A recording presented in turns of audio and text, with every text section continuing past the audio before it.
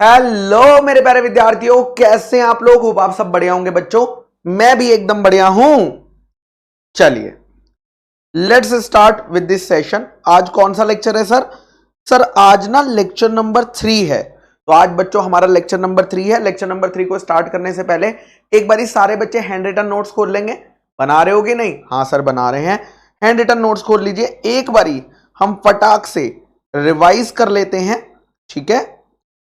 और फिर हम लोग चलेंगे आगे आगे आगे आगे। चलिए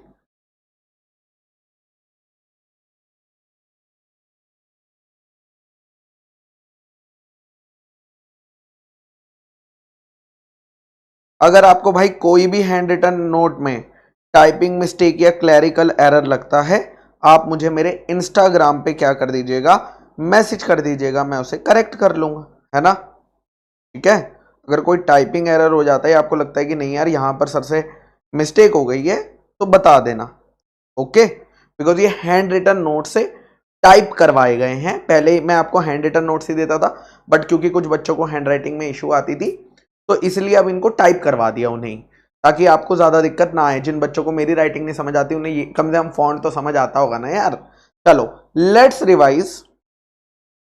ओके चलिए, तो क्या कहा है भाई इन्होंने? आ आ आ आ चलिए, अगर हम बात करते हैं prospectus and allotment of securities की, तो यहां पर मेरे बच्चा public offer private placement section 23 बात करता है। कहता है अगर आपकी एक पब्लिक कंपनी है तो वो 4 तरीके से सिक्योरिटीज इशू कर सकती है। सबसे पहला पब्लिक इशू, दूसरा प्राइवेट प्लेसमेंट, तीसरा राइट इशू और चौथा बोनस इशू। ये 4 तरीके होते हैं। लेकिन अगर आपकी कंपनी एक प्राइवेट कंपनी है तो वो 4 तरीके से नहीं, वो उसको पब्लिक इशू यानी प्रोस्पेक्टस इशू करना अलाउड नहीं है, ना तो शेयर्स के लिए ना तो डिबेंचर्स के लिए। बट अगर प्राइवेट कंपनी चाहे तो प्राइवेट प्लेसमेंट कर सकती है, राइट इशू कर सकती है, बोनस इशू कर सकती है। नेक्स्ट आता है पावर ऑफ सेबी। अगर आपकी कंपनी एक लिस्टेड कंपनी है या ऐसी कंपनी है जो लिस्ट होना चाह रही है, मतलब जिसने एप्लीकेशन वगैरह फाइल करी है, तो उसके ऊपर हमने सेबी को बिठा दिया है, सेबी को अथॉरिटी दे दी है ऐसी कंपनीज के ऊपर। कौन से टॉपिक से रिलेटेड? या तो सिक्योरिटीज इशू हो रही हैं, या तो सिक्योरिटीज ट्रांसफर हो रही हैं, या अगर डिविडेंड पे नहीं हो रहा तो उससे रिलेटेड रेगुलेशन बनाने की पावर हमने सेबी को दे दी है। इसके अलावा जितने भी मुद्दे होंगे, ऑल अदर मैटर्स कौन एडमिनिस्टर करेगा? Central government, NCLT, ROC, as the case में भी, एज द केस में भी, मतलब जिसको भी हमने रिस्पेक्टिव सेक्शन में पावर दी होगी। ठीक है। उसके बाद सेक्शन आता है डीम्ड प्रोस्पेक्टस, सेक्शन 25। अगर कोई कंपनी थर्ड पार्टी का इस्तेमाल करके पब्लिक को अपनी सिक्योरिटीज दे रही है, तो थर्ड पार्टी जिस डॉक्यूमेंट से पब्लिक को सिक्योरिटीज ऑफर करती है, उस डॉक्यूमेंट को लॉ क्या मानेगा? डीम्ड प्रोस्पेक्टस माना जाएगा। तो इफ कंपनी अलॉट्स और agrees to allots securities to a third party and third party offer document by which securities are offered to public, it is known as deemed prospectus. Deemed prospectus पे वो सारे provisions लगेंगे जो कि एक normal prospectus पे लगते हैं। जो भी इंसान डीम्ड प्रोस्पेक्टस के ऑफर को एक्सेप्ट करेगा उसे हम ट्रांसफर ही नहीं मानेंगे, उसे हम क्या मानेंगे? सब्सक्राइबर का दर्जा देंगे। सब्सक्राइबर का दर्जा क्यों देंगे वो हमें आज की क्लास में पता चल जाएगा। ठीक है। In the below 2 cases, in 2 cases में अगर कोई सिक्योरिटी थर्ड पर्सन ऑफर कर रहा है पब्लिक को 6 महीने के अंदर, तो हम मान लेंगे कि कंपनी जो है प्रोस्पेक्टस से बचना चाहती थी। या अगर जिस दिन थर्ड पार्टी ने पब्लिक को ऑफर किया था उस दिन पूरी कंसीडरेशन कंपनी को रिसीव नहीं हुई थी, तो भी हम यह मान लेंगे कि भैया इन 2 केसेस में हम एज्यूम कर लेते हैं कि कंपनी ने पब्लिक को बिना प्रोस्पेक्टस के इशू करने के लिए ऐसा काम किया है, ऐसा ट्रांजैक्शन में एंटर किया है। नॉर्मल यानी सेक्शन 26 के जो डिस्क्लोजर होते हैं वो तो सभी प्रोस्पेक्टस में होते हैं, लेकिन डीम्ड प्रोस्पेक्टस के केस में 2 एडिशनल डिस्क्लोजर होते हैं। पहला नेट अमाउंट जो कंपनी को थर्ड पार्टी से मिलने वाला है, और दूसरा वो कॉन्ट्रैक्ट जो कंपनी और थर्ड पार्टी के बीच में हुआ है वो कौन से टाइम और कौन सी प्लेस पर इंस्पेक्ट हो सकता है। ठीक है। साइन कौन करेगा?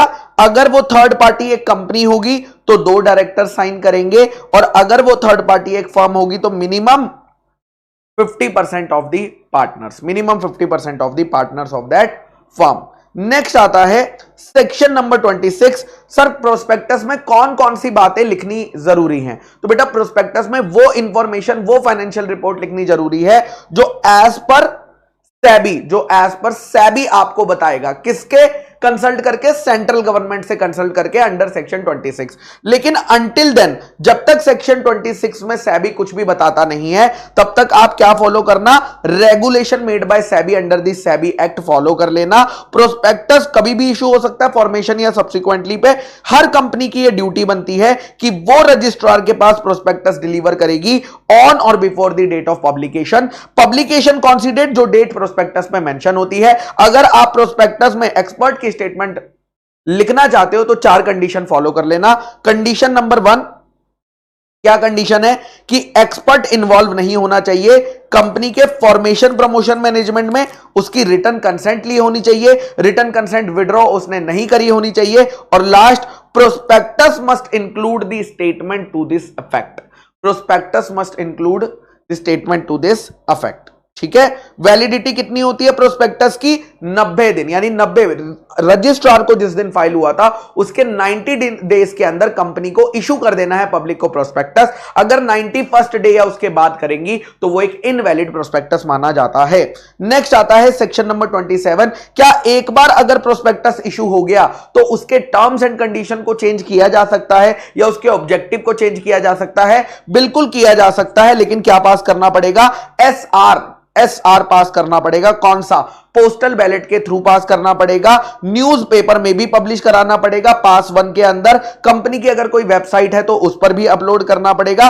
और यह कंपनी उस पैसे को कौन से पर्पस के लिए यूटिलाइज नहीं कर सकती? फॉर बाइंग, ट्रेडिंग और dealing in equity shares of other listed company. Listed company के इक्विटी शेयर्स में ट्रेडिंग के लिए इस्तेमाल नहीं किया जा सकता। जो शेयर होल्डर अपनी असेंट नहीं देते, यानी डिसेंटिंग शेयर होल्डर्स को हम क्या देंगे? एग्जिट अपॉर्चुनिटी देंगे। कौन देगा? या तो कंपनी के प्रमोटर्स या तो कंपनी के कंट्रोलिंग शेयर होल्डर्स ये अपॉर्चुनिटी देने वाले हैं। नेक्स्ट आता है, अगर कोई मेंबर्स अपने शेयर्स कंपनी के बेचना चाहता है थ्रू दी पब्लिक ऑफर, तो वो ऐसा कर सकता है। कब? पहले उसे बोर्ड ऑफ डायरेक्टर्स के साथ कंसल्ट करना पड़ेगा।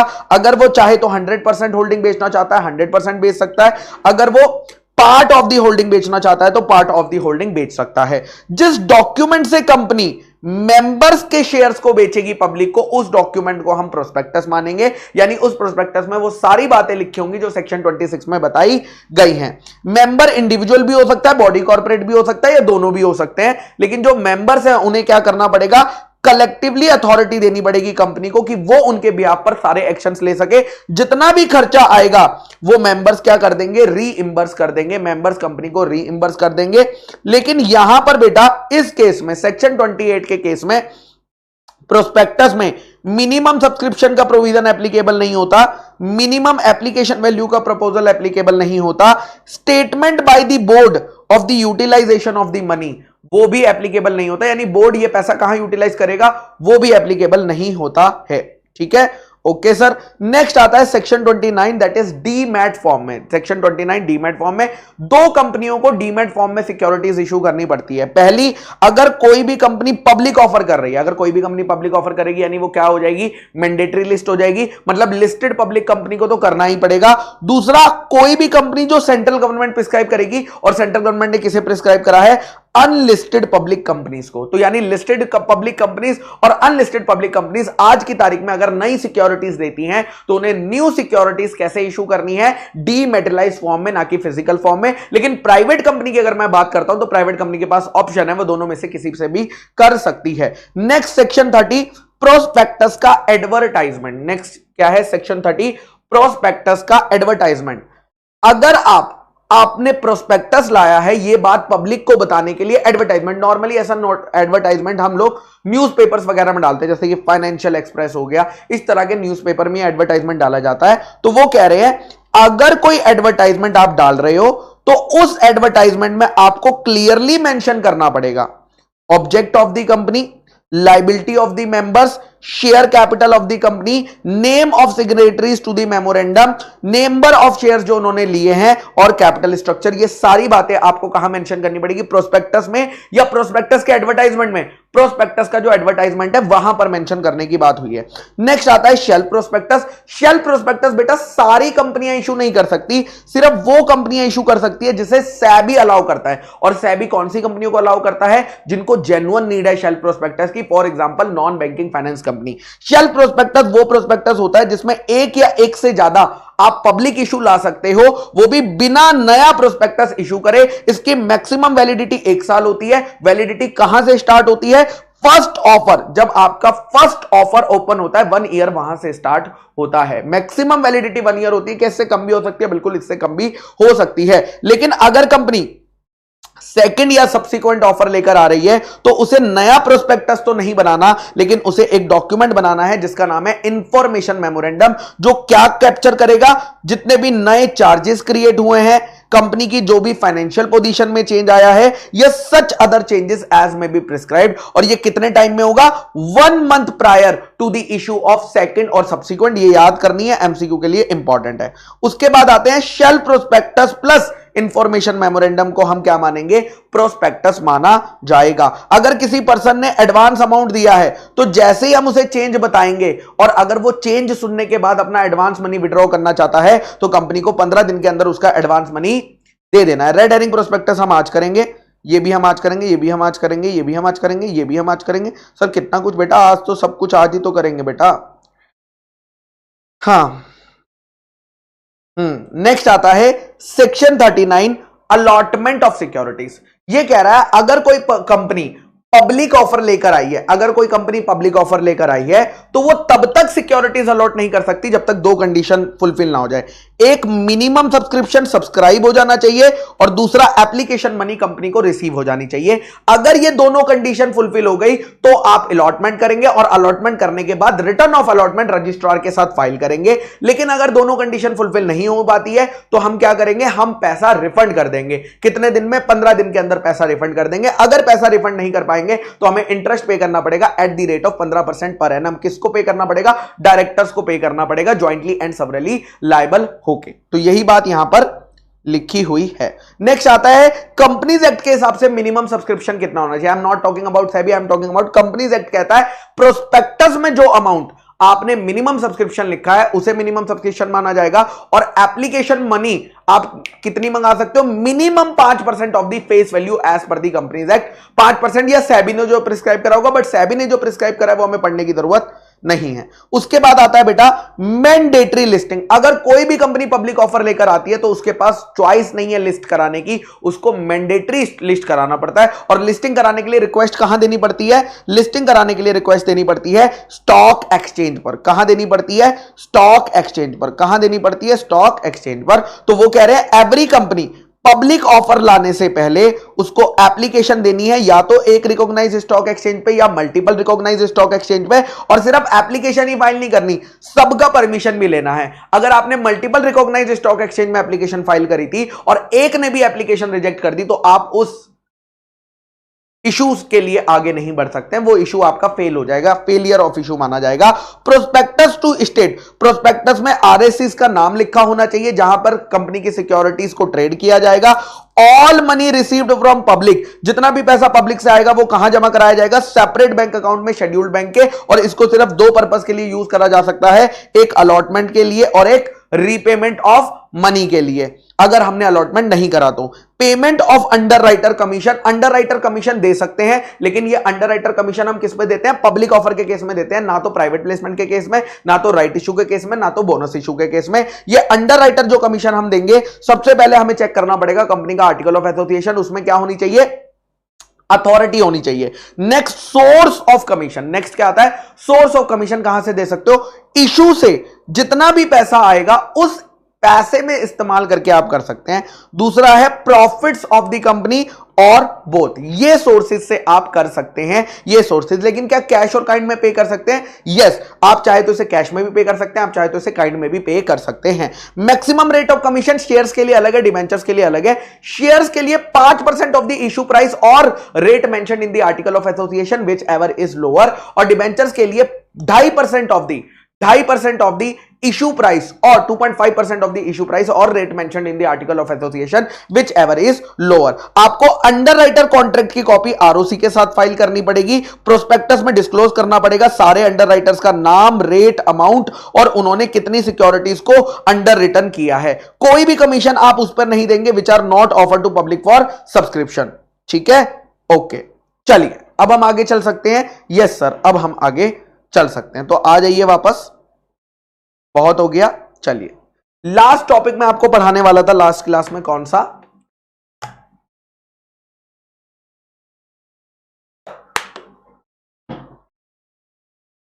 रेड हेरिंग प्रोस्पेक्टस का। कौन सा टॉपिक पढ़ाने वाला था? सबसे पहले हमें इससे रेड हेरिंग को समझने के लिए हमें प्रॉब्लम समझनी पड़ेगी कि रेड हेरिंग के पीछे लॉजिक क्या है। Let me tell you the logic. आइए, मान लीजिए एक कंपनी है एक्स लिमिटेड। ठीक है, मान लीजिए एक कंपनी है एक्स लिमिटेड जिसको 100 करोड़ की रिक्वायरमेंट है, जिसको 100 करोड़ की क्या है? रिक्वायरमेंट है। ठीक है, कंपनी ने क्या किया? कंपनी ने 10 करोड़ शेयर्स इशू प्राइस रखा ₹10। क्या इशू प्राइस रखा? ₹10। और क्योंकि हमारा ये इशू प्राइस है 10 रुपए, 10 करोड़ शेयर है, टोटल हो जाएगा 100 करोड़। जब एप्लीकेशंस आई, हमने ऑफर ओपन किया, तो लोग एप्लीकेशन फॉर्म भर के भेजेंगे। एप्लीकेशन फॉर्म किसको भेजेंगे? कंपनी के पास एप्लीकेशन फॉर्म्स आ रहे हैं और एप्लीकेशन मनी आ रही है।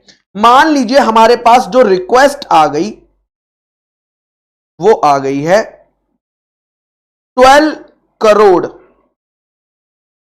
शेयर्स की, यानी शेयर्स की सप्लाई कम है और डिमांड ज्यादा आ गई। 2 करोड़ लोगों ने ज्यादा अप्लाई कर दिया ना, 2 करोड़ शेयर्स की रिक्वेस्ट ज्यादा आ गई।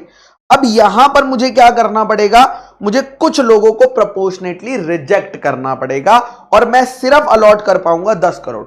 अगर आप ध्यान से सोचेंगे, यहां पर हो सकता है कि मेरी प्राइसिंग मेथोडोलॉजी में दिक्कत है। क्यों? क्योंकि जब मैंने 10 का प्राइस रखा तो लोगों ने रिक्वेस्ट बहुत ही ज्यादा भेज दी, बहुत ज्यादा भेज दी रिक्वेस्ट। हाँ के ना? यस सर, बहुत ज्यादा रिक्वेस्ट भेज दी।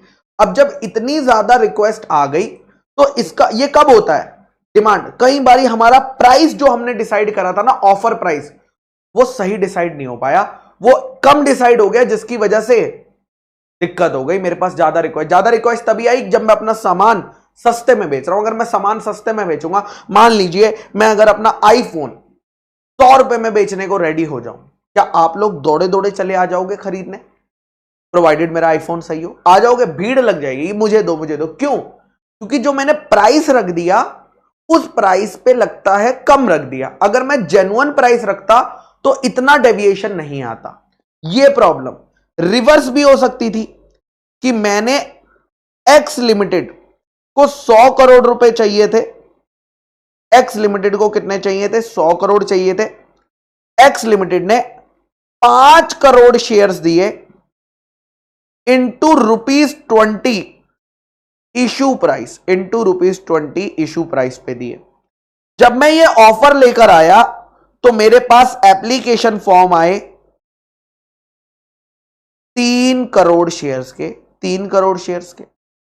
यहां भी दिक्कत हो गई।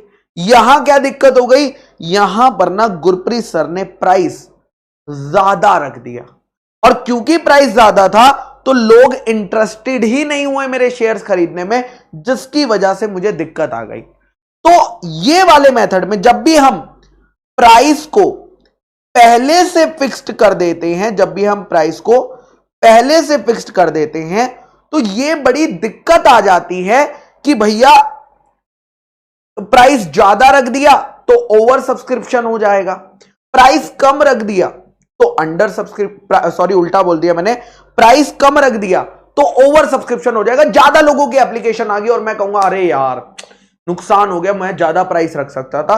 तो इस प्रॉब्लम का सॉल्यूशन हम लेकर आए रेड हेरिंग प्रोस्पेक्टस के थ्रू। इस प्रॉब्लम का सॉल्यूशन कैसे आया? Red herring prospectus. हमने कहा अगर हम रेड हेरिंग प्रोस्पेक्टस में सिर्फ यह बता दें कि हमें 100 करोड़ की जरूरत है, हमें 100 करोड़ की जरूरत है, कितने रुपीस 100 करोड़ की हमें रिक्वायरमेंट है, और हम अपना शेयर 10 रुपए से लेकर मान लीजिए 12 रुपए के बीच में, इसको हम बोलते हैं प्राइस बैंड, ठीक है। हम 10 रुपए से लेकर 12 रुपए के बीच में देने को रेडी हैं। अब मेरे पास ना बड़ी सारी एप्लीकेशन आएगी, कुछ लोग 10 रुपए पे अप्लाई करेंगे, कुछ लोग 11 रुपए पे अप्लाई करेंगे और कुछ लोग 12 रुपए पे अप्लाई करेंगे। तो जब ऐसी रिक्वेस्ट आएगी 10 रुपए, 11 रुपए, 12 रुपए, तो मैं बेटर डिसाइड कर पाऊंगा कि मेरा मार्केट क्या है, मुझे पता चल जाएगा। तो प्रोस्पेक्टस में अगर मैं क्वांटिटी या इशू प्राइस मेंशन ही ना करूं और मैं सीधा ऑफर लेकर चला जाऊं, तो इससे मुझे पता चल जाएगा कि मार्केट में लोग मेरा शेयर कितने में खरीदने को तैयार हैं, और मैं एक ज्यादा बेहतर जजमेंट ले पाऊंगा, मैं एक ज्यादा बेहतर जजमेंट ले पाऊंगा। अगर हम वापस चलते हैं, मैं आपको दिखाता हूं, देखिए ये आईपीओज आए हुए हैं, मैं आपको वेबसाइट दिखा रहा हूं। अगर आप देखेंगे केसी एनर्जी एंड इंफ्रा लिमिटेड का इशू प्राइस देखिए आप, कितना है 51 रुपीज से लेकर 54। पैसा कितना चाहिए उन्हें? 15 करोड़ के हिसाब से चाहिए, 51 रुपीज से 54। क्या उन्होंने मुझे एग्जैक्ट प्राइस बताया? नहीं। तो अब मेरी मर्जी है, मैं चाहूं तो 51 रुपए में अप्लाई करूं, मैं चाहूं तो 52 रुपए में अप्लाई करूं, मैं चाहूं तो 53 में अप्लाई करूं, मैं चाहूं तो 54। ये मेरी इच्छा है कि मैं 51 से 54 में कितने रुपए का शेयर खरीदना चाहता हूं। और इससे उन्हें क्या पता चलेगा कि लोगों की जजमेंट कहां आ रही है, लोग किस प्राइस पे खरीदने को रेडी हैं, ज्यादा लोग किस पे खरीदने को रेडी हैं। तो ये बात आ रही है। उसके बाद अगर आप देखेंगे नीचे, Shri Balaji valve component limited का आईपीओ 95 रुपीज से 100 रुपए। उन्होंने कहा आप 95 से 100 के बीच बोली लगा सकते हैं अगर आप इंटरेस्टेड है तो। लेकिन मनोज कैरेमिक का अगर आप देख रहे हैं तो क्या लिखा हुआ है 62। क्या यहां पर आपको दिख रहा है 62 टू समथिंग? नहीं दिख रहा। इसको बोलते हैं फिक्स्ड प्राइस, यानी ये कंपनी ने रेड हेरिंग प्रोस्पेक्टस इशू नहीं करा। मनोज कैरेमिक लिमिटेड कंपनी ने कौन सा प्रोस्पेक्टस इशू करा होगा? Normal prospectus. नीचे आते हैं HRs next services limited 36 rupees. Again this is a fixed price issue. तो दो तरह के मेथड होते हैं बेटा। एक मेथड होता है प्राइस का, जहां पर आप फिक्स्ड प्राइस बता देते हो, जहां पर आपका फिक्स्ड इशू प्राइस होता है, कोई भी बैंड नहीं होता, उसमें तो आप नॉर्मल प्रोस्पेक्टस इशू करते हो, उसमें आप रेड हेरिंग प्रोस्पेक्टस इशू नहीं करते, ठीक है। दूसरा आता है जिसको हम बोलते हैं book built issue. Book built issue में क्या होता है, आप प्राइस को बिल्ट करते हो, जिसमें आप प्राइस नहीं देते, आप प्राइस बैंड देते हो कि इस प्राइस से लेकर इस प्राइस तक हम देना चाहते हैं। और यह कब होता है? जब कंपनी इशू करती है रेड हेरिंग प्रोस्पेक्टस। जब कंपनी इशू करती है रेड हेरिंग प्रोस्पेक्टस। मैं आपको एक कंपनी का रेड हेरिंग प्रोस्पेक्टस दिखा भी देता हूं, यहीं पे दिखा देता हूं, रुको। डिक ये मैंने क्लिक करा, ठीक है। अगर आप ध्यान से पढ़ेंगे, देखो इशू टाइप में क्या लिखा हुआ है, ये देखिए इशू टाइप में क्या लिखा हुआ है, book built issue. Book built issue क्यों लिखा हुआ है? क्योंकि यहां पर प्राइस बैंड दिया हुआ है कि कंपनी अपना शेयर या तो 51 से लेकर 54 रुपए इसके बीच में फाइनल करेगी प्राइस। अभी तक फाइनल प्राइस आया नहीं है, ठीक है। ओके सर, इसके हम एक बारी वो देख लेते हैं रेड हेरिंग प्रोस्पेक्टस। तो देखिए रेड हेरिंग प्रोस्पेक्टस के ऊपर क्या लिखा हुआ है, रेड हेरिंग प्रोस्पेक्टस 20 दिसंबर 2023 का। कौन सा है? 20 दिसंबर 2023 का रेड हेरिंग प्रोस्पेक्टस है ये। सेक्शन 26 कंपनीज एक्ट का, यानी रेड हेरिंग प्रोस्पेक्टस में वो सारी बातें लिखी होती है जो एक नॉर्मल प्रोस्पेक्टस में लिखी होती है। और सेक्शन 32 क्यों लिखा है? क्योंकि रेड हेरिंग प्रोस्पेक्टस का सेक्शन ही 32 है। कौन सा इशू है? बिग बुक बिल्ट इशू है, ना कि फिक्स्ड प्राइस इशू है, ठीक है। ओके सर, वापस आ जाइए सर, वापस आ जाइए। सुनिए, अब यहां पर होता क्या है, इस प्रोसीजर को समझो। सबसे पहले ना कंपनी क्या करती है, रेड हेरिंग प्रोस्पेक्टस जो है आरओसी के साथ फाइल करती है। क्या फाइल करती है? रेड हेरिंग प्रोस्पेक्टस आरओसी के साथ फाइल होता है, फिर वो पब्लिक को इशू होता है, फिर पब्लिक अपने हिसाब से क्या करती है, एप्लीकेशंस भरती हैं। जब कंपनी अपने हिसाब से एप्लीकेशंस भरती है, एक सेकेंड, ये क्या हो गया, ये क्या हो,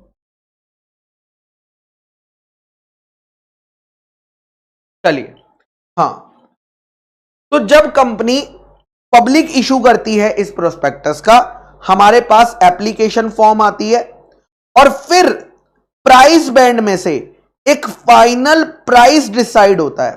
प्राइस बैंड में से एक फाइनल प्राइस डिसाइड होता है। फाइनल प्राइस क्या रहेगा, और ये फाइनल प्राइस डिसाइड होने के बाद कंपनी क्या करती है, एक फाइनल प्रोस्पेक्टस बनाती है। एक फाइनल प्रोस्पेक्टस बनाती है जो वो आरओसी एंड सेबी के पास फाइल करती है। फाइनल प्रोस्पेक्टस में बेटा ये वाला जो प्राइस फाइनल हुआ है ना, ये मेंशन होता है। तो यही बात उन्होंने लिखी, अगर आप पढ़ेंगे रेड हेरिंग प्रोस्पेक्टस को, कि रेड हेरिंग प्रोस्पेक्टस वो प्रोस्पेक्टस होता है जिसके अंदर इंक्लूड नहीं होती कंप्लीट डिटेल्स, सिक्योरिटी की क्वांटिटी कितनी है या सिक्योरिटी का प्राइस क्या है। अगर आप इसको देखेंगे तो यहां पर देखो मिसिंग होगी, क्या यहां पर अगर आप देखेंगे तो मिसिंग होगी। कहां गया, ये देखिए क्या लिखा हुआ है, फेस वैल्यू लिखी हुई है, अप टू हम इतना देंगे, बट टोटल कितना आएगा वो लिखा ही नहीं, कितना अमाउंट होगा वो लिखा ही नहीं, क्योंकि प्राइस ही अभी फाइनल नहीं है। जब यहां पर प्राइस फाइनल होगा तभी तो मल्टीप्लाई करके टोटल आएगा ना, कि टोटल अमाउंट कंपनी ने कितना रेस करा। यस सर, चलिए वापस आ जाइए। हाँ, सो कंपनी में, यानी मैंडेटरी नहीं है कंपनी, आप चाहो तो आप रेड हेरिंग प्रोस्पेक्टस का सहारा ले सकती हो, तो आप रेड हेरिंग प्रोस्पेक्टस का सहारा ले सकती हो अगर आप चाहो। यानी कंपनी के ऊपर है कि कंपनी फिक्स्ड प्राइस इशू करना चाहती है या बुक बिल्ट इशू करना चाहती है। फिक्स्ड प्राइस इशू में टाइम कम लगता है, जल्दी हो जाएगा। बुक बिल्ट इशू में टाइम थोड़ा सा ज्यादा लगेगा। तो अगर कंपनी तुम चाहो तो तुम रेड हेरिंग प्रोस्पेक्टस इशू कर सकती हो फाइनल प्रोस्पेक्टस इशू करने से पहले। ठीक है, कंपनी को रेड हेरिंग प्रोस्पेक्टस आरओसी के साथ सब्सक्रिप्शन लिस्ट ओपन करने के मिनिमम 3 दिन पहले फाइल करना होता है। कितने दिन? मिनिमम 3 दिन। अब जब company red herring prospectus issue करेगी, उसके बाद जब एक फाइनल प्रोस्पेक्टस लाएगी, तो उन्होंने कहा कोई भी चेंज जो तुम्हारे रेड हेरिंग प्रोस्पेक्टस और फाइनल प्रोस्पेक्टस में, यानी आरएचपी और फाइनल प्रोस्पेक्टस में जो भी चेंजेस हैं, वो चेंज को तुम्हें हाईलाइट करना पड़ेगा अपने फाइनल प्रोस्पेक्टस में।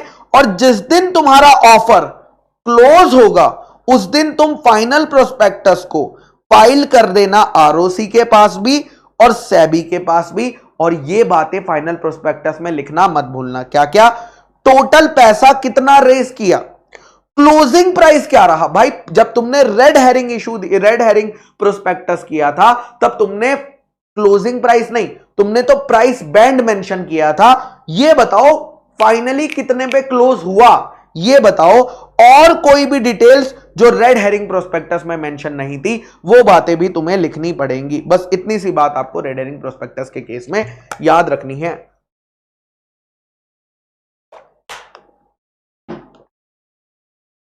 नेक्स्ट पॉइंट पर चलते हैं। देखो, नॉर्मली जो प्रोस्पेक्टस होते हैं ना, कोई भी प्रोस्पेक्टस, चाहे वो रेड हेरिंग प्रोस्पेक्टस हो, शेल प्रोस्पेक्टस हो, कोई भी प्रोस्पेक्टस हो, नॉर्मली जो प्रोस्पेक्टस होता है ना, वो रेंज करता है 300 से 500 पेजेस में, 300 से 500 पेजेस में। अगर कंपनी लोगों को इसकी फिजिकल, खैर आजकल तो ऑनलाइन मिल जाती है, बट अगर इसकी फिजिकल कॉपी देगी सबको, तो क्या बहुत ही ज्यादा प्रिंटिंग का कॉस्ट आ जाएगा? हाँ सर, बहुत ज्यादा। और यहां पर किसको देती है? पब्लिक को देना होता है। क्यों पब्लिक को देना होता है? क्योंकि पब्लिक के पास जब प्रोस्पेक्टस जाएगा तभी तो वो एप्लीकेशन फॉर्म भरेगी, तभी तो वो एप्लीकेशन फॉर्म भरेगी। जिस जिसको प्रोस्पेक्टस पसंद आएगा वो क्या भरेगा, एप्लीकेशन फॉर्म। हमें लगा यार इतना बड़ा प्रोस्पेक्टस देने की क्या जरूरत है, हम ऐसा करते हैं एक प्रोस्पेक्टस की समरी बनवा लेते हैं। क्या बनवा लेते हैं, समरी बनवा लेते हैं। ठीक है, प्रोस्पेक्टस की एक समरी बनवा लेते हैं जिसको हम बोलेंगे अब्रिस्ट प्रोस्पेक्टस, जिसको हम क्या बोलेंगे, अब्रिस्ट प्रोस्पेक्टस के नाम से बुलाया जाएगा। तो अगर कंपनी तुम पब्लिक को एप्लीकेशन फॉर्म दे रही हो तो उसके साथ हमेशा क्या अटैच होना चाहिए, abridged prospectus. Abridged prospectus is nothing but summary of the original prospectus. Prospectus की समरी को हम बोलते हैं अब्रिस्ट प्रोस्पेक्टस। अब्रिस्ट प्रोस्पेक्टस में क्या होते हैं, इंपॉर्टेंट फीचर्स। ज्यादा बड़ा नहीं होता, ये 3 से 4 पेज का होता है। इंपॉर्टेंट फीचर्स होते हैं ऑफ द एक्चुअल प्रोस्पेक्टस, यानी एक्चुअल प्रोस्पेक्टस के इंपॉर्टेंट फीचर्स। इसका काम क्या है, जनरल रूल ये बोलता है, जनरल रूल कहता है कि कंपनी एप्लीकेशन फॉर्म के साथ हमेशा तुम्हें अटैच करना है क्या, अब्रिस्ट प्रोस्पेक्टस। यानी पूरा प्रोस्पेक्टस अटैच मत करो, चलेगा, कोई बात नहीं, वो लोग तुम्हारी वेबसाइट से, ऑनलाइन सेबी की वेबसाइट से पढ़ लेंगे जिसको पूरा पढ़ना होगा। बट अब्रिस्ट प्रोस्पेक्टस तो तुम्हें करना पड़ेगा। ठीक है, ओके सर। अब यहां पर उन्होंने कहा ये तो है बेटा जनरल रूल, ये क्या है, जनरल रूल। फिर इस रूल के आगे एक्सेप्शन। एक्सेप्शन मतलब वो केसेस जहां पर एप्लीकेशन फॉर्म के साथ no need to attach abridged prospectus. ऐसे केसेस जहां पर आपको अब्रिस्ट प्रोस्पेक्टस अटैच करने की जरूरत नहीं है। ऐसे कितने केसेस हैं, ऐसे बेटा 3 केसेस हैं। केस नंबर 1, अगर आप एप्लीकेशन फॉर्म ऐसे पर्सन को दे रहे हो जो कि आपके साथ अंडर राइटिंग एग्रीमेंट कर रहा है। मतलब किसकी बात कर रहे हैं, अंडर राइटर की। तो अगर आप अंडर राइटर को एप्लीकेशन फॉर्म दे रहे हो ना, तो उसे अब्रिस्ट प्रोस्पेक्टस मत देना, क्योंकि वो अंडर राइटर हमेशा नॉर्मल प्रोस्पेक्टस आपका पढ़ चुका होता है और वो प्रोस्पेक्टस पढ़ने के बाद ही आपसे अंडर राइटिंग की बात करता है। तो उसके साथ, उसके एप्लीकेशन फॉर्म के साथ आपको अटैच करने की जरूरत नहीं है, अटैच करने की जरूरत नहीं है। ठीक है। दूसरा, अगर आप कोई शेयर या डिबेंचर पब्लिक को ऑफर नहीं कर रहे हो, जो हमने कल भी सीखा था कि अगर इंप्लॉइज को लिए अगर आपने कोटा दिया है तो उनके एप्लीकेशन फॉर्म के साथ आपको अब्रिस्ट प्रोस्पेक्टस लगाने की जरूरत नहीं है। और लास्ट, अगर कोई ऑफर आप अपने एग्जिस्टिंग शेयर होल्डर यानी एग्जिस्टिंग मेंबर को दे रहे हो तो उनके एप्लीकेशन फॉर्म के साथ भी आपको क्या देने की जरूरत नहीं है, अब्रिस्ट प्रोस्पेक्टस लगाने की जरूरत नहीं है। यही बात आपका सेक्शन 33 कहता है, इससे ज्यादा इस सेक्शन में कुछ भी नहीं है। क्या बोला कि हर एप्लीकेशन फॉर्म के साथ अकंपनीड होना चाहिए अब्रिस्ट प्रोस्पेक्टस, बट 3 केसेस में अब्रिस्ट प्रोस्पेक्टस अटैच करने की जरूरत नहीं है। Now going to the next point मेरे बच्चा, going to the next point ये बोलता है golden rule. Golden rule sir क्या होता है गोल्डन रूल? बेटा गोल्डन रूल ये है कि prospectus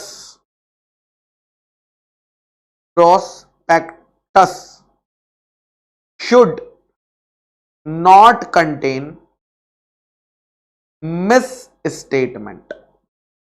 prospectus should not contain misstatement. Misstatement नहीं होनी चाहिए। यानी सर क्यों? क्योंकि प्रोस्पेक्टस एक बहुत इंपॉर्टेंट डॉक्यूमेंट है जिस पर ट्रस्ट करके पब्लिक अपनी हार्ड अर्न्ड मनी आपकी कंपनी में इन्वेस्ट करने वाली है। तो अगर तुम प्रोस्पेक्टस में झूठ लिख दोगे, है ना, अगर तुम प्रोस्पेक्टस में कोई बात फॉल्स स्टेटमेंट लिख दोगे,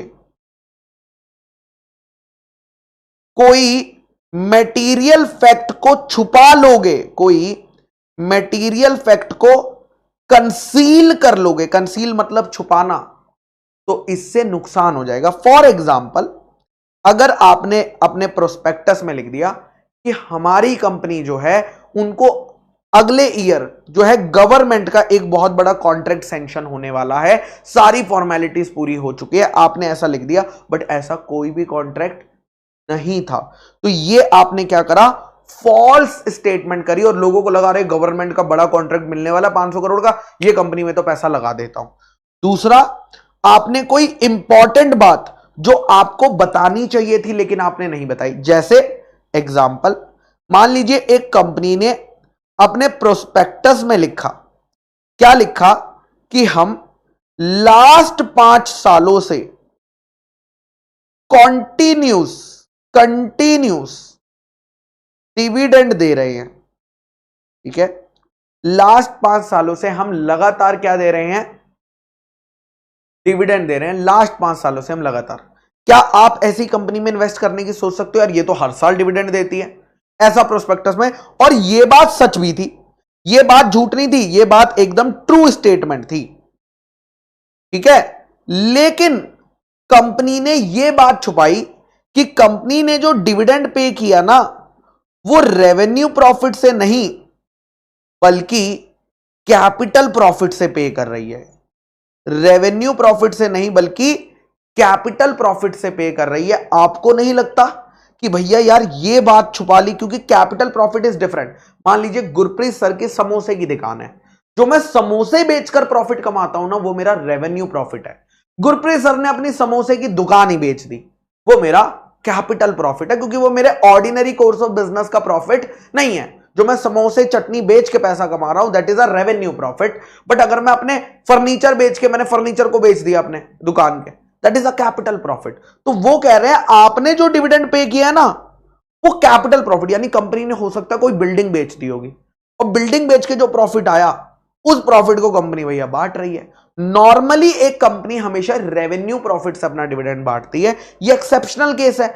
आपने ये तो बताया कि 5 साल हो गए हम डिविडेंड दे रहे हैं, लेकिन आपने ये मटेरियल बात को छुपा लिया कि भैया हम तो कैपिटल प्रॉफिट से दे रहे हैं, तो क्या यह भी मिस स्टेटमेंट माना जाएगा? The answer is yes. यानी अगर आप कोई फॉल्स स्टेटमेंट देते हो या कोई इंपॉर्टेंट बात जिससे लोग क्या हो जाते हैं, मिसलीड, गुमराह हो जाते हैं और आपकी कंपनी में इन्वेस्ट कर देते हैं, तो उसको हम बोलते हैं मिस स्टेटमेंट इन प्रोस्पेक्टस। और अगर मिस स्टेटमेंट हो जाती है ना प्रोस्पेक्टस में, अगर पता चलता है कि मिस स्टेटमेंट इन प्रोस्पेक्टस, अगर किसी कंपनी के प्रोस्पेक्टस में मिस स्टेटमेंट है, तो उस पर 2 तरह की लायबिलिटी होती है। एक होती है क्रिमिनल लायबिलिटी और एक होती है सिविल लायबिलिटी, एक होती है सिविल लायबिलिटी, ठीक है सर। क्रिमिनल लायबिलिटी और सिविल लायबिलिटी में फर्क नहीं पता चला। एक कंपनी से हटके एक नॉर्मल एग्जांपल ले लेते हैं। मान लीजिए मिस्टर ए, ठीक है, मिस्टर ए ने क्या किया, मिस्टर बी का मर्डर कर दिया। मिस्टर ए ने मिस्टर बी का मर्डर कर दिया। क्या ये एक क्राइम है? यस सर, ये क्राइम है।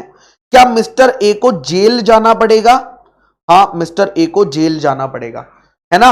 हो सकता है उन्हें फांसी की भी सजा भी मिल जाए।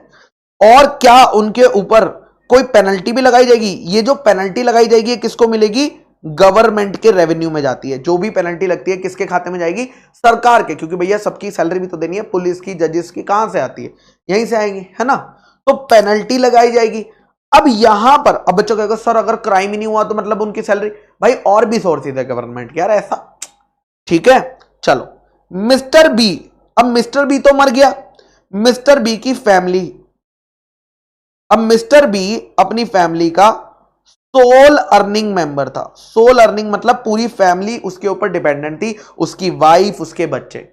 क्या मिस्टर बी के जाने की वजह से इनकी फैमिली को बहुत बड़ा लॉस हो गया? तो जज ये कहेगा कि मिस्टर ए, तुम्हें मिस्टर बी की फैमिली को 3 करोड़ का कंपनसेशन देना पड़ेगा, 3 करोड़ का। तो ये जो 3 करोड़ का कंपनसेशन है, ये है सिविल लायबिलिटी। ये किसको मिलती है? जिसका नुकसान हुआ उस क्राइम की वजह से। लेकिन मिस्टर ए के ऊपर ये जो दो चीजें लगाई गई, ये क्या है, उनकी क्रिमिनल लायबिलिटी है। क्रिमिनल लायबिलिटी मतलब सजा, आपके गुनाहों की सजा इस क्रिमिनल लायबिलिटी। आपके गुनाह की वजह से अगर किसी को नुकसान पहुंचा, उसके नुकसान की कंपनसेशन इज सिविल लायबिलिटी। ठीक है, तो वो कह रहे हैं अगर प्रोस्पेक्टस में गड़बड़ होती है, अगर प्रोस्पेक्टस में मिस स्टेटमेंट होती है, क्रिमिनल लायबिलिटी भी लगती है, सिविल लायबिलिटी भी लगती है। यानी आपने क्योंकि प्रोस्पेक्टस में गलत किया, उसकी सजा तो आपको मिलेगी, लेकिन आपकी इस गलती की वजह से जिन लोगों का नुकसान हुआ है, जिन लोगों का नुकसान हुआ है, जिनको हम बोलते हैं अफेक्टेड पर्सन्स, उन लोगों को नुकसान की भरपाई भी तुम्हें करनी पड़ेगी।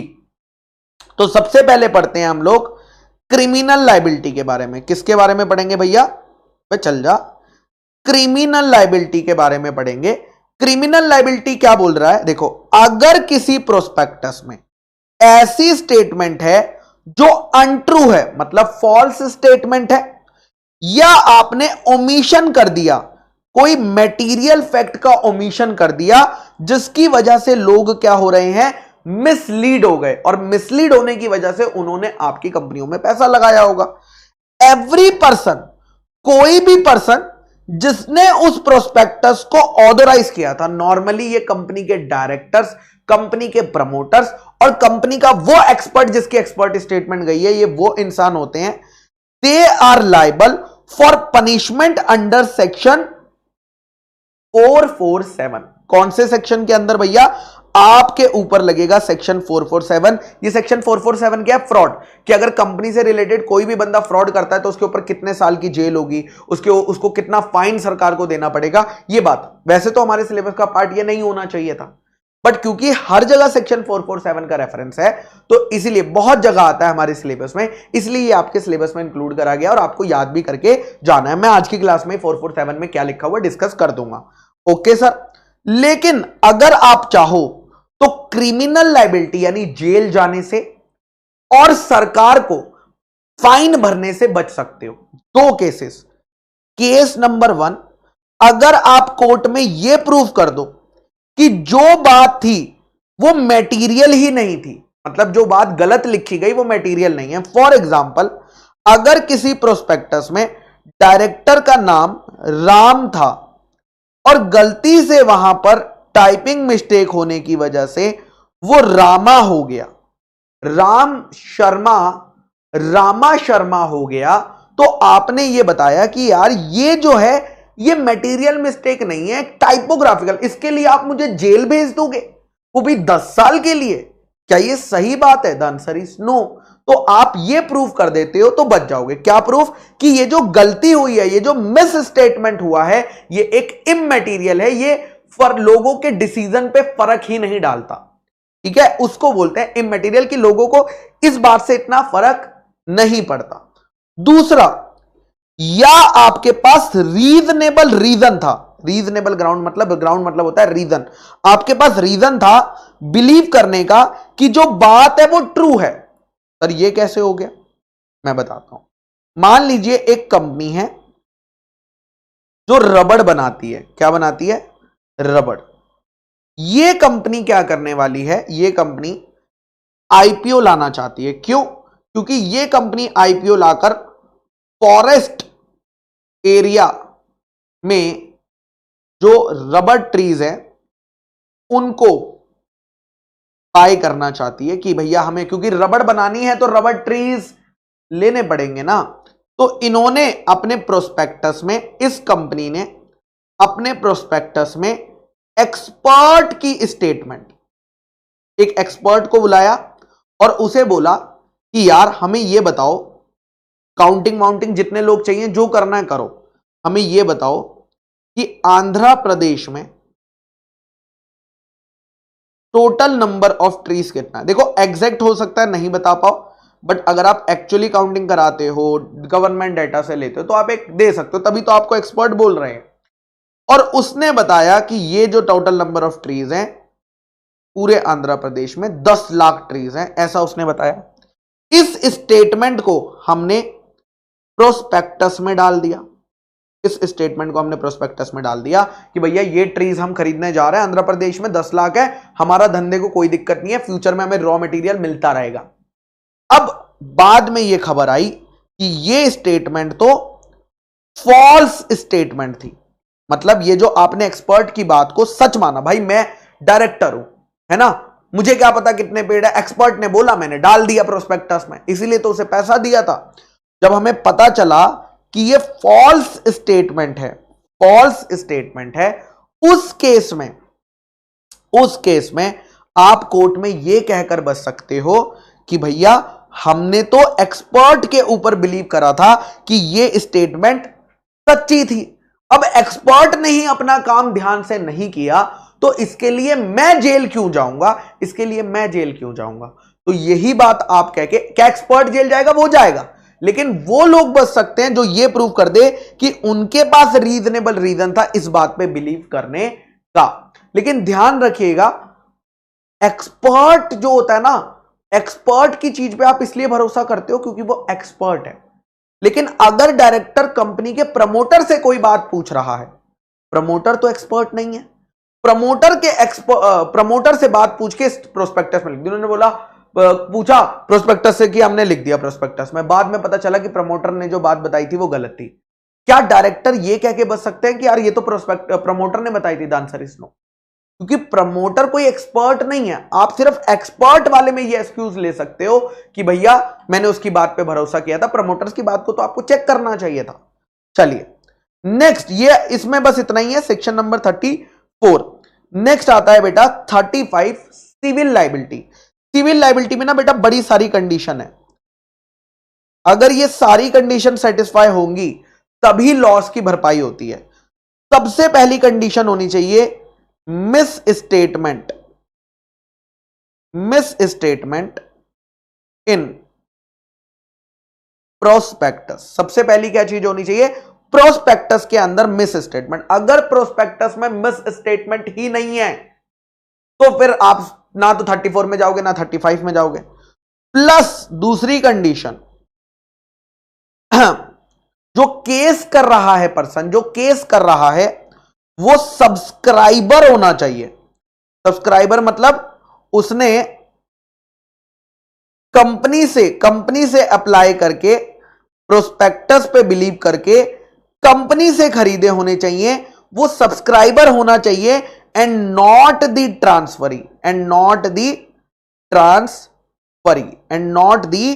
ट्रांसफरी, सब्सक्राइबर होना चाहिए, ट्रांसफरी नहीं होना चाहिए। और तीसरा, उस सब्सक्राइबर को एक्चुअल लॉस होना चाहिए, यानी प्रोस्पेक्टस में मिस स्टेटमेंट होनी चाहिए, जो केस करना चाह रहा है, जो लॉस की भरपाई चाहता है, वो प्रोस्पेक्टस से पे बिलीव करके वो ट्रांसफर ही नहीं, सब्सक्राइबर होना चाहिए, और उस इंसान को एक्चुअली में डैमेज या लॉस होना चाहिए। अगर ये सारी कंडीशन फुलफिल होती है तो तुम जाकर क्या ले सकते हो? कंपनसेशन क्लेम कर सकते हो अंडर सेक्शन 35। कंपनसेशन क्लेम कर सकते हो अंडर सेक्शन 35। अब मैं यहां पर दो आपके केसेस लूंगा, प्लीज दोनों ध्यान से सुनना। केस 1, केस 2, ठीक है? Case 1, case 2। केस 1 है, मान लीजिए कंपनी ने एक प्रोस्पेक्टस इशू किया, उस प्रोस्पेक्टस में मिस स्टेटमेंट थी, लोगों ने परचेज कर लिया, लोगों ने बहुत सारा परचेज कर लिया। अब हुआ क्या? मिस्टर एक्स, जिसने कंपनी से तो नहीं खरीदा, जिसने कंपनी से नहीं खरीदा, जिसने किससे खरीदा? इनसे खरीदा। जिसने किनसे खरीदा? इन लोगों से, सीधा स्टॉक एक्सचेंज से खरीदा। और जब इसने स्टॉक एक्सचेंज से खरीदा तो ये कौन बनेगा? सब्सक्राइबर की ट्रांसफरी। जिन्होंने कंपनी से खरीदा था वो लोग थे सब्सक्राइबर, बट जिन्होंने मिस्टर एक्स था वो कौन होगा? ट्रांसफरी। वो कौन होगा? ट्रांसफरी। ठीक है, तो मिस्टर एक्स ट्रांसफरी है।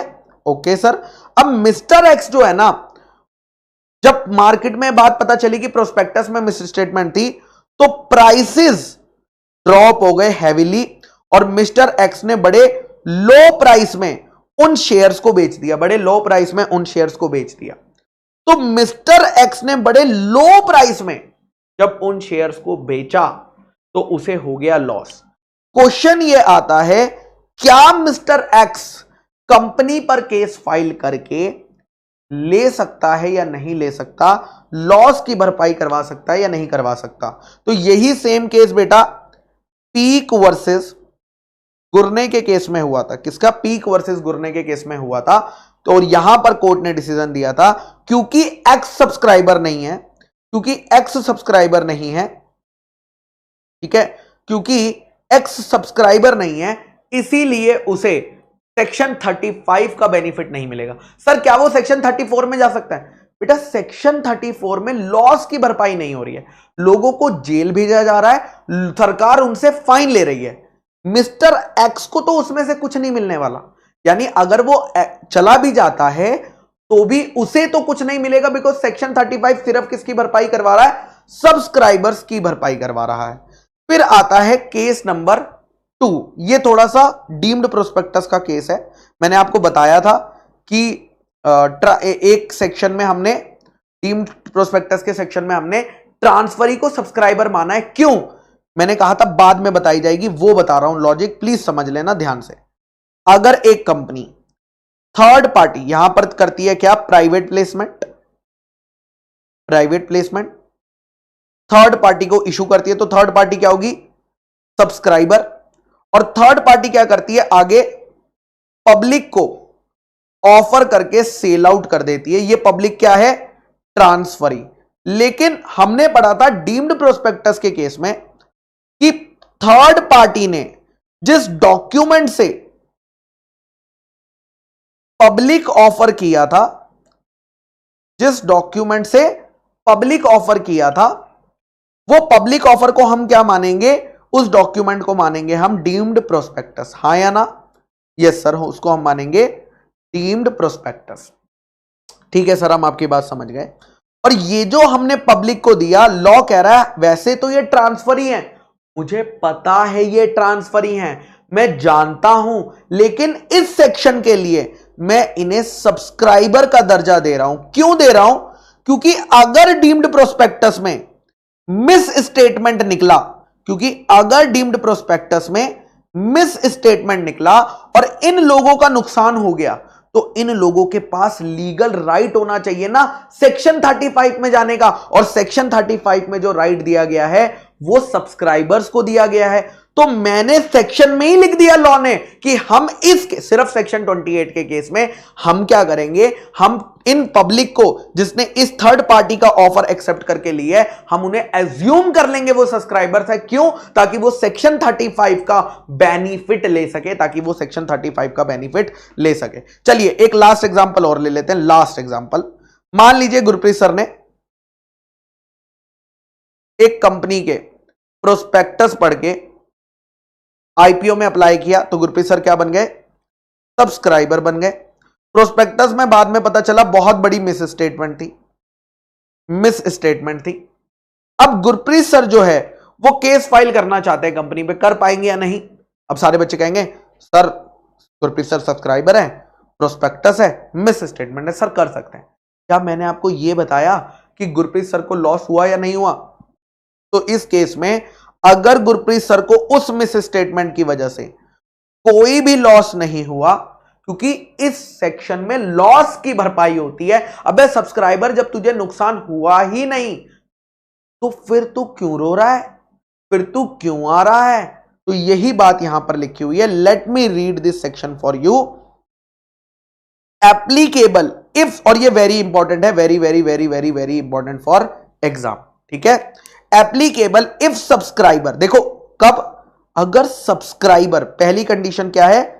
सब्सक्राइबर। दूसरा है कंडीशन सफर्ड लॉस। दूसरा क्या है? Suffered loss. किसकी वजह से? बिकॉज, कॉन्सिक्वेंस यानी बिकॉज ऑफ मिस स्टेटमेंट की वजह से। क्योंकि प्रोस्पेक्टस में सब्सक्राइबर अगर लॉस सफर करता है मिस स्टेटमेंट की वजह से, तो वो उस कंपनी से और उस हर इंसान से, कौन से इंसान?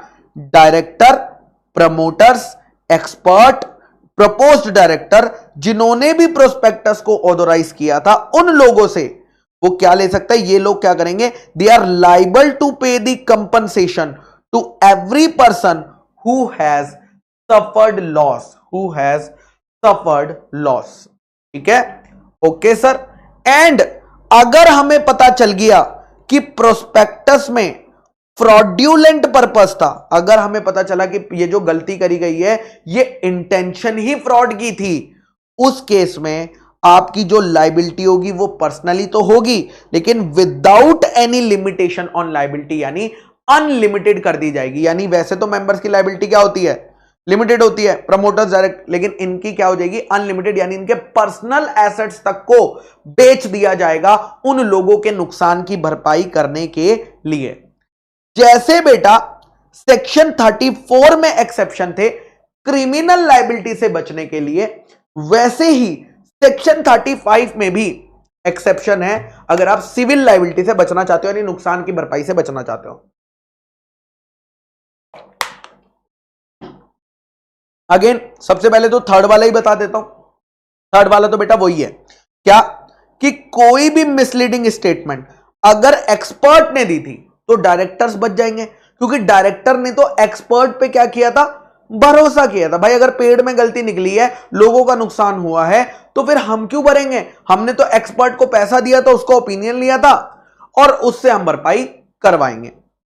दूसरा, प्रपोज्ड डायरेक्टर, अगर कोई डायरेक्टर जो अभी कंपनी का डायरेक्टर है नहीं, प्रपोज है, उसने अपनी कंसेंट दी थी कि जैसे ही तुम्हारी कंपनी का पब्लिक ऑफर खत्म हो जाएगा मैं तुम्हारी कंपनी का डायरेक्टर बन जाऊंगा, लेकिन उसे पता चल गया कि भैया प्रोस्पेक्टस में गड़बड़ है, तो उसने अपनी कंसेंट विड्रॉ कर ली थी प्रोस्पेक्टस इशू होने से पहले ही, एंड प्रोस्पेक्टस इशू हुआ था बिना उसकी कंसेंट के, तो हम ऐसे पर्सन को कुछ नहीं कहेंगे। दूसरा, अगर कोई भी पर्सन, फिर चाहे वो एक्सपर्ट हो, चाहे वो प्रमोटर हो, चाहे वो डायरेक्टर हो, अगर उनकी नॉलेज के बिना प्रोस्पेक्टस इशू हुआ है और जैसे ही उन्हें पता चला कि भैया कंपनी ने ये प्रोस्पेक्टस इशू कर दिया हमारी नॉलेज के बिना, जैसे ही उनकी ये चीज नॉलेज में आई, उन्होंने इमीडिएटली क्या दिया, पब्लिक नोटिस। पब्लिक नोटिस में क्या लिखा कि भाई ये जो प्रोस्पेक्टस है ये मेरी नॉलेज में नहीं है, ये मेरी कंसेंट के बिना कंपनी ने इशू करा है, तो भी वो बच सकते हैं, तो भी वो बच सकते हैं। दीज आर दी 3 केसेस जहां पर आप जो है सिविल लायबिलिटी से बच सकते हैं।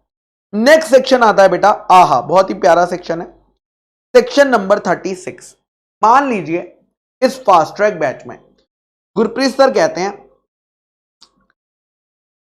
फोन कहां है मेरा, रुको, फोन प्राइस बता के करेंगे तो मजा आएगा।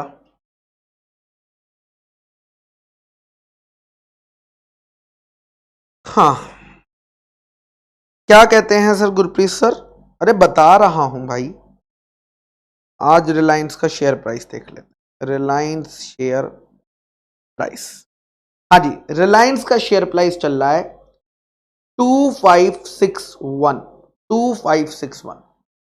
मैं कह रहा हूं भाई, मैं आपको बता रहा हूं कि रिलायंस के आप शेयर खरीद लो, रिलायंस के शेयर खरीद लो, विद इन 2 मंथ्स ये जाने वाले हैं 4500।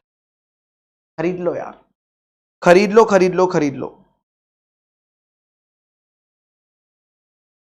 ठीक है, इसे खरीद लो यार शेयर को, ऐसा मैंने कहा। अब या तो मैंने ये नोइंगली चाह रहा था मैं आपको कहना कि यार तुम खरीद लो यार इस शेयर को, है ना, या मैं रेकलेसली कह रहा था, रेकलेसली मतलब नेग्लिजेंटली, तुमने पूछा मैंने बता दिया।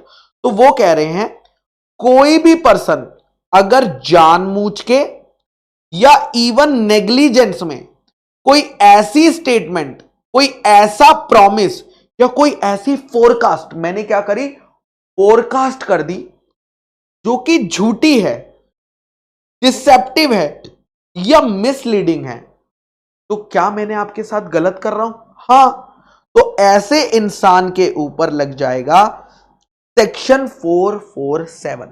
सर आप ऐसा क्यों कहोगे? बेटा there can be multiple reason.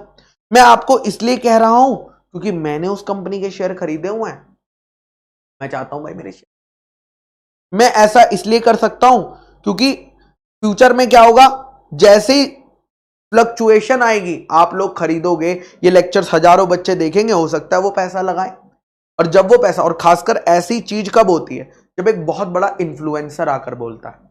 मैं तो इन्फ्लुएंसर नहीं हूं, तुम इन्फ्लुएंस कहां हो रहे हो मुझसे, लेकिन अगर कोई बहुत बड़ा इन्फ्लुएंसर आता है जिसके पास 20-25 मिलियन फॉलोअर्स है, वो अपने यूट्यूब चैनल पे आकर बोला, इंस्टाग्राम चैनल पे आकर बोला, पैसा डबल करने का यही मौका है,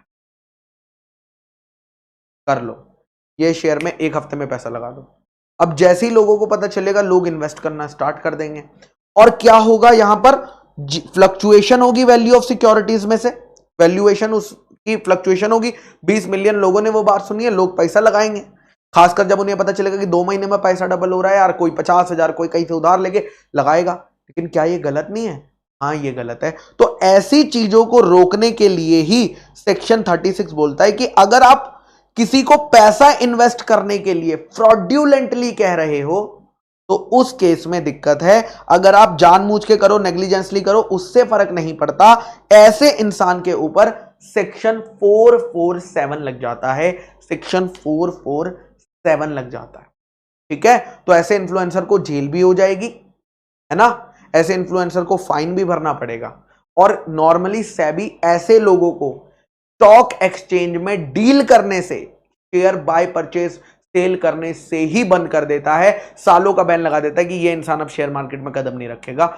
यहां तक कदम ले लिए जाते हैं ऐसी चीजों को रोकने के लिए, क्योंकि ये लोग क्या करते हैं, न्यूज बनाते हैं, प्राइस उठाते हैं, अपनी शेयर होल्डिंग को बेच देते हैं, और जैसी वो अपनी शेयर होल्डर बेचती हैं, एक्चुअली में जेन्युइनली उस शेयर की प्राइस उतनी नहीं होती है, जिसकी वजह से लॉस होता है किनको, उन इन्वेस्टर्स को जिन्होंने उनकी बात पर विश्वास करके पैसा लगा लिया। अगर आप कभी भी किसी कंपनी में पैसा लगाना चाहते हो तो सुनी सुनाई टिप्स पर पैसा नहीं लगाना होता है, खुद का एनालिसिस करना होता है। आप लोग तो सीए स्टूडेंट्स हो, आपको देखना होता है कि कंपनी के फाइनेंशियल्स क्या बोलते हैं, कंपनी का बिजनेस क्या बोलता है ना। इन सब चीजों पे जब आप करेंगे तब आप उस कंपनी में पैसा लगाने, अपनी जजमेंट, मैं कह रहा हूं इसलिए आप पैसा लगा रहे हो तो भैया आप बेवकूफ हो। ठीक है, ओके। उसके लिए भी हमने बनाए हुए हैं म्यूचुअल फंड्स, बनाए हुए हैं म्यूचुअल फंड्स। अगर आपको किसी और आपके पास लगता है कि हम पैसा तो कमा रहे हैं, हम बनाना चाहते हैं लेकिन हमारी कैपेबिलिटी नहीं, so there are mutual funds, जहां पर एक्सपर्ट्स को बिठाया गया जो दिन रात सिर्फ ट्रेडिंग करते हैं, जिनकी पास्ट हिस्ट्री देखते हैं हम लोग और उस हिसाब से पैसा लगाते हैं। म्यूचुअल फंड्स भी बहुत सारे, कौन सी गारंटी नहीं है कि म्यूचुअल फंड में रिटर्न मिलेगा ही, तो वहां पर आप म्यूचुअल फंड में जब पैसा लगाते हो तो मैनेजर के ऊपर लगाते हो कि इस म्यूचुअल फंड को कौन मैनेज कर रहा है, उसकी पास्ट हिस्ट्री क्या है, उसने पिछले जो म्यूचुअल फंड्स मैनेज करे थे उसमें उसने क्या रिटर्न दिया है, उसके बेसिस पे आप म्यूचुअल फंड पे पैसा लगाते हो। ठीक है, ओके सर। नेक्स्ट सेक्शन बेटा एक बहुत ही छोटा सेक्शन है। यह सेक्शन ये कहता है कि अगर तुम्हें कोई भी केस फाइल करना है, सेक्शन 34 में क्रिमिनल लायबिलिटी के लिए, सेक्शन 35 में सिविल लायबिलिटी के लिए, या सेक्शन 36 में उस फ्रॉड इंसान के ऊपर जिसने तुम्हें बेवकूफ बनाया, तो आप कर सकते हो। आप सिंगल पर्सन भी कर सकते हो, आप ग्रुप ऑफ पर्सन भी कर सकते हो, या एसोसिएशन बनाकर भी कर सकते हो अगर प्रोस्पेक्टस में कोई मिसलीडिंग स्टेटमेंट से अफेक्ट होता है। पहले बेटा ये सेक्शन नहीं था, लेकिन ये सेक्शन 37 को हम क्लास एक्शन सूट भी बोलते हैं। क्या बोलते हैं? क्लास एक्शन सूट बोलते हैं। सर समझा नहीं? अरे बेटा समझेगा। वो कह रहे हैं प्रोस्पेक्टस में गड़बड़ होगी तो एक इंसान का लॉस होगा या लाखों लोगों का लॉस होगा? बताओ सर। लाखों लोगों का लॉस होगा। बिल्कुल सही कह रहे हो सर आप, लाखों लोगों का लॉस होगा। प्रोस्पेक्टस में गड़बड़ है, लोगों ने दबाकर पैसा लगाया उसमें और बाद में पता चला कि प्रोस्पेक्टस में इतना झूठ बोला था, वाट लग गई, मार्केट में पैसा डूब गया लोगों का, तो यहां पर लाखों का लोगों का हार्ड मनी जो है, वो हार्ड अर्न मनी जो है वो लॉस हो जाएगा। तो वो कह रहे हैं कि लाखों लोग अगर लाखों केस फाइल करेंगे तो बड़ी सारे केसेस हो जाएंगे भाई, हर एक केस को अलग अलग। अरे जब प्रॉब्लम एक ही है, प्रॉब्लम क्या है? वो भी कह रहा है भाई इन्होंने मुझे बेवकूफ बनाया इस कंपनी ने, वो भी कह रहा है मैंने, तो क्या हम ऐसा नहीं कर सकते कि एक ही केस फाइल करवा दे, एक ही केस फाइल करा दे, है ना? तो उस केस में क्या होता है, सिंगल केस, यानी तुम सारे लोग मिलकर मल्टीपल केस मत फाइल करो, इसको बोलते हैं क्लास, यानी क्लास के सारे लोग मिलके जिनके साथ नुकसान हुआ है वो सारे लोग मिलके कह रहे हैं इस कंपनी, इस डायरेक्टर, इन प्रोमोटर को नहीं छोड़ना है, इसी को बोलते हैं क्लास एक्शन। पहले कंपनीज एक्ट 1956 में एक एक केस ही कर सकते थे, आप ये वाले केस नहीं कर सकते थे कि मल्टीपल लोग आकर कर जाए, बट यहां पर आप मल्टीपल लोग जो है मिलकर क्या कर सकते हैं, केस फाइल कर सकते हैं। ठीक है, क्लियर है क्या? Yes sir. तो इसमें बस इतनी सी बात है, सेक्शन 34, सेक्शन 35, सेक्शन 36 के अंदर का केस जो है वो कहां जाता है, सेक्शन 37 के अंदर जाता है। नेक्स्ट आता है बेटा सेक्शन नंबर 38। सारे बच्चे पहले एक बारी से यहां से लेकर यहां तक पहले रीड करेंगे। रीड दिस, रीड करो, मैं समझाऊंगा बट पहले रीड करो, पूरा रीड करो क्या कह रहा है। ओ सच कह रहा है दीवाना दिल। सर गाना मत गाइए सर, हमें पढ़ने दीजिए, आप ही हैं, आप ही की वजह से नहीं पढ़ पाते हैं हम। अरे बेटा ऐसे कहोगे अब तुम।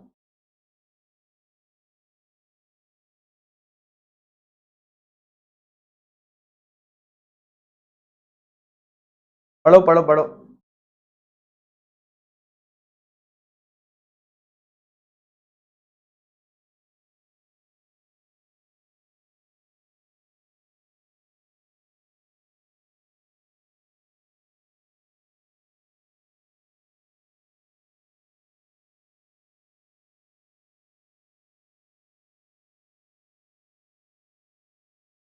पढ़ लिया?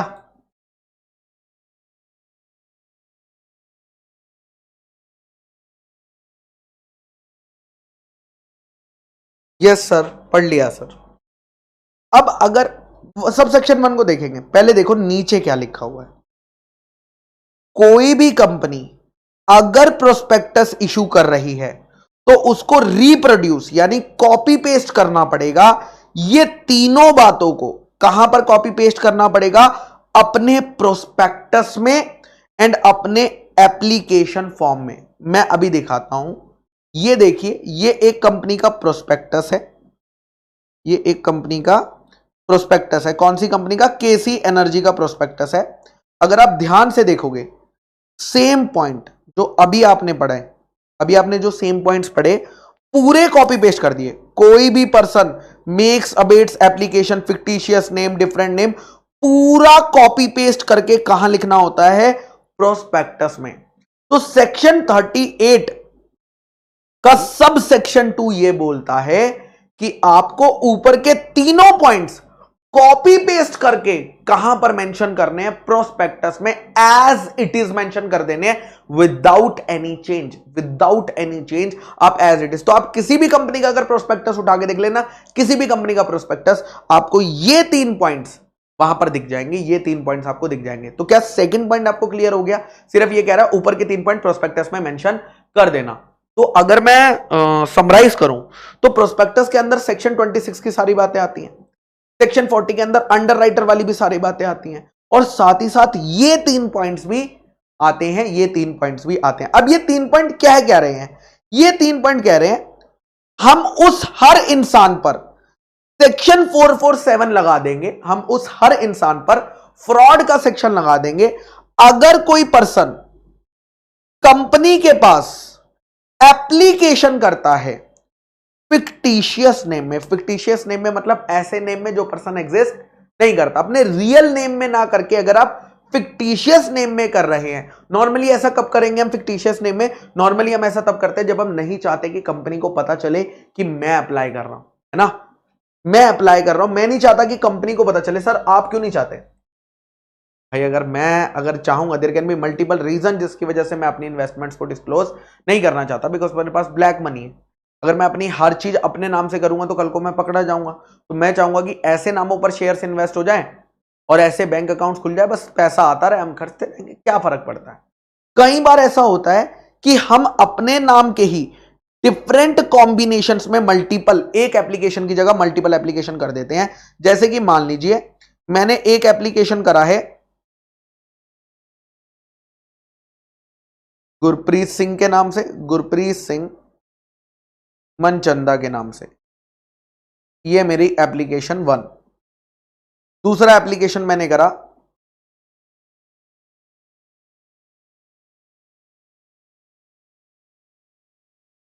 गुरप्रीत मनचंदा के नाम से, ये एप्लीकेशन 1।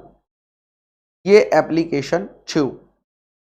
तीसरा मैंने करा गुरप्रीत सिंह के नाम से, एप्लीकेशन नंबर 3।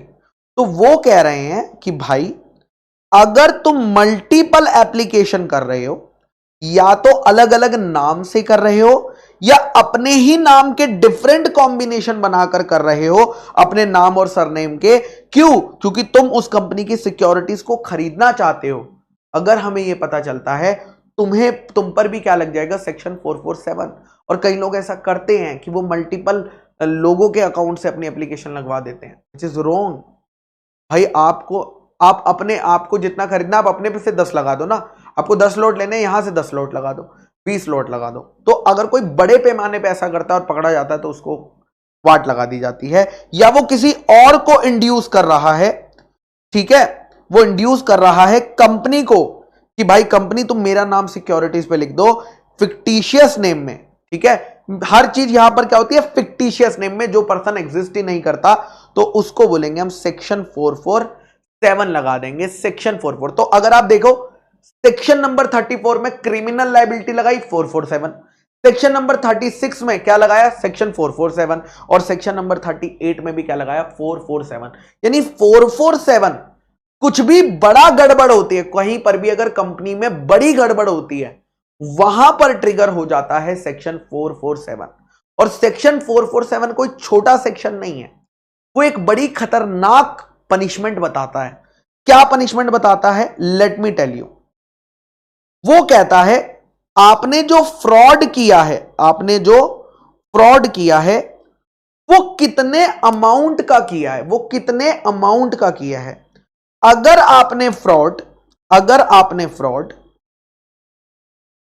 ठीक है, अगर आपने फ्रॉड किया है लेस देन 10 लाख रुपीस और 1% ऑफ द टर्नओवर, यानी टर्नओवर का 1% या 10 लाख रुपए, इससे कम का फ्रॉड किया है, तो आपके ऊपर फाइन 50 लाख रुपए तक लग सकता है, और आपको जेल हो सकती है मैक्सिमम 5 साल की, या एंड बोथ, यानी दोनों भी हो सकता है। कोई दिक्कत नहीं है, 50 लाख 5 साल जेल कोई वो होती है क्या।